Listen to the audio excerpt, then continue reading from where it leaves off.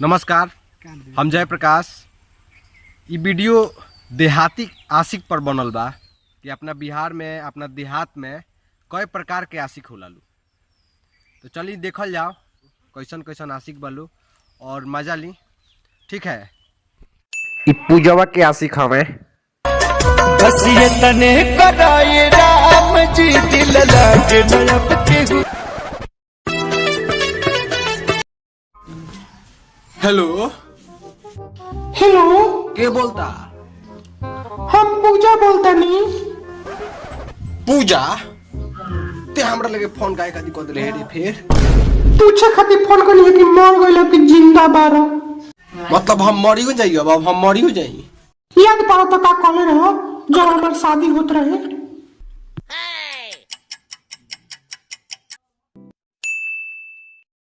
सुनो, अब हमार बियाह होता, हमरा लगे फोन मत करी। मर जाई ससुरा तोहरा जाए के पहिले, अब फेल होई हार्ड का छपाए के पहिले, फेल होई हार्ड का छपाए के पहिले। ई तो हमरा यादे बा, लेकिन तारा ई याद बा कि ना?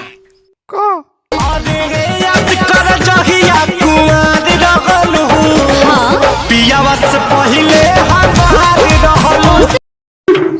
तू तो साफ ना बदललो रे।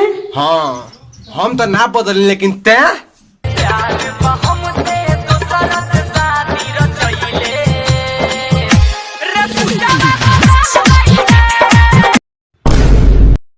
अब चल फोन रख, भाई के लेहन लगावे के बाद ते तो छोड़ के चलिए गए, बाबू को घर से निकाल दी है तो कहाँ जाए? लतखोर आशिक।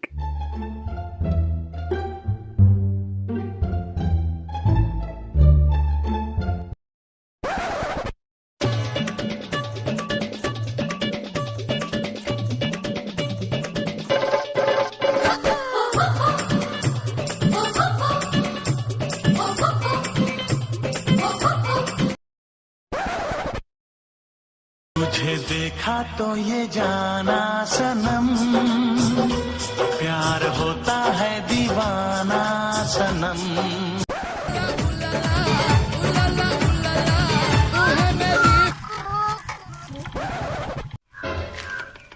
ते का खुश बने रहते ना? अरे मर्दे, हमारा के देख के वो लगी गई, हमार तो दिल लेके चल गई। तोर दिल लेके गलिया, हम तोर ध्यान लेके जाए। मारा से सार के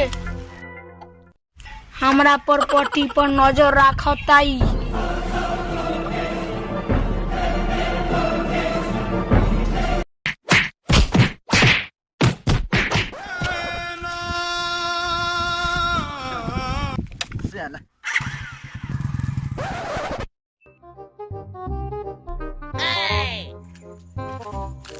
तुझे देखा तो ये जाना सनम, मार होता है क्या खाना सनम, अब यहाँ से कैसे जाए हम, डॉक्टर से है दिखाना सनम।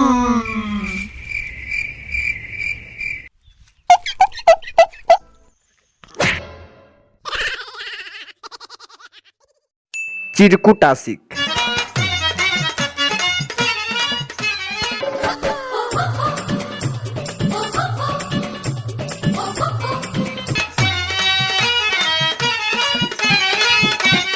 लागत हमरे के देखो या कादू। इस प्यार से मेरी तरफ ना देखो, इस प्यार से मेरी तरफ ना देखो, प्यार हो जाएगा।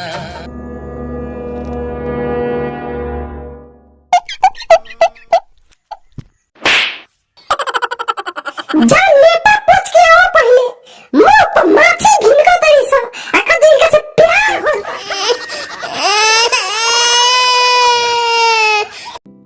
बेरोजगार आशिक। ठीक है, खिया लड़ल बजब से। हेलो,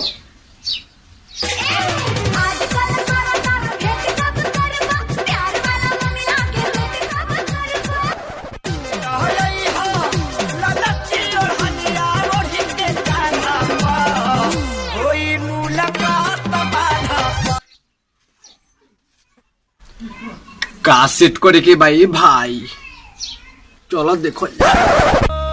जिया हो बिहार के लाला, हाय जिया तू 1000 साला,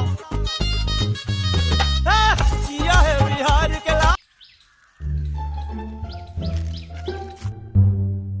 का हो प्यार तो हो गए, अब आगे के जीवन में का सोचले बनी?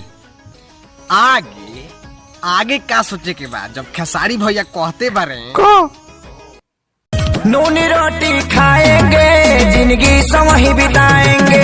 ठीक है।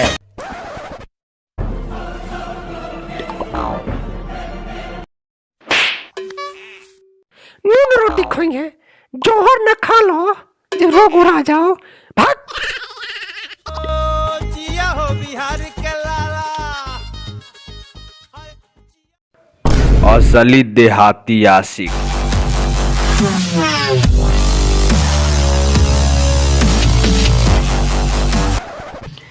चलिए को गाना गा के सुनाई तो। बॉस गाना गावे के बाद अभी गा के सुनाओ तुम। आए हो मेरी जिंदगी में तुम बहार बनके, आए हो मेरी जिंदगी में तुम बहार बनके। इतना अच्छा गावत नहीं है, आगे गई ना? रात एकरा आगे ना सुन पाबू। अरे ना गाई ना। तुम छोड़ के जाओगे बेरोजगार करके, जिंदगी का बार करके, मुझको बेकार करके। बाप रे, प्यार का बारे में ऐसा सोच बारा छी। ये ना मैडम जी, हमारा गांव के बड़ बुजुर्ग कहेला बारात का मार के रास्ता का प्यार कभी सीरियसली ना लेवल जाला। ठीक है। हर लड़की भी ना, हर लड़की भी ना प्यार को सीरियस लेती है, 100 में से 90 को धोखा देती है। हर लड़की भी ना प्यार को सीरियस लेती है, 100 में से 90 को धोखा देती है। लड़की भी ना प्यार को सीरियस लेती है।